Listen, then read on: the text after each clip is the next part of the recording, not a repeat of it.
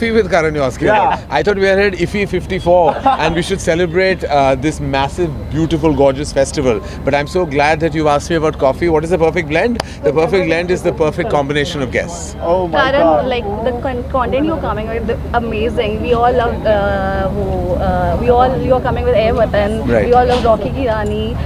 What do you have to say about your evolution as a filmmaker? Well, I've been 25 years in the business, so I'm glad there is an evolution.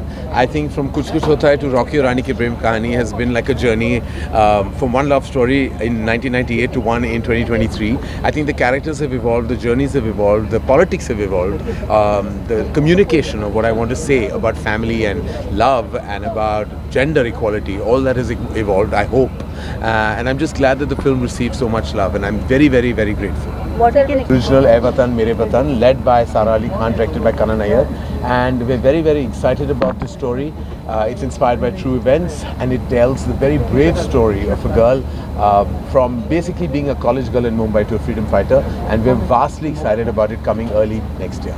The minister has given so many good news for the industry. So what do you have to say on that? We are eternally grateful to the Honourable Minister, Shri Anurag Thakurji, for always being such a cheerleader for our industry.